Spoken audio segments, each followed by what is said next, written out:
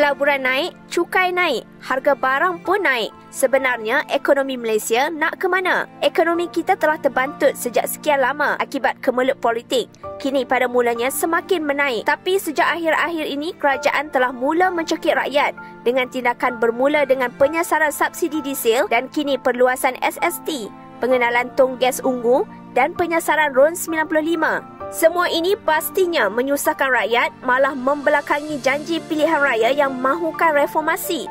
Jadi, ke mana Malaysia mahu pergi? Malaysia tidak lagi boleh terus memberi subsidi secara berleluasa seperti dulu tanpa menjana pendapatan baru.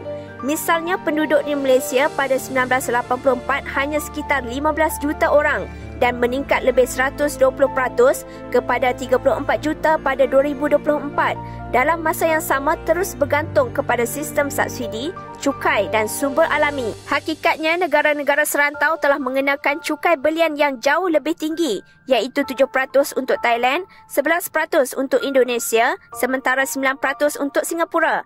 Manakala negara pengeluar minyak utama dunia seperti Arab Saudi mengenakan cukai yang lebih tinggi, iaitu 15%. Proses reformasi ini pastinya pahit untuk ditelan, namun seperti ubat, kita perlu menelannya untuk terus sihat. Malah jika dibandingkan dengan negara lain, ekonomi Malaysia masih kekal kukuh dengan keyakinan yang semakin meningkat di peringkat antarabangsa. Semua usaha ini akan pastikan Malaysia bakal diwariskan kepada anak-anak kita dalam keadaan yang terbaik dan membanggakan.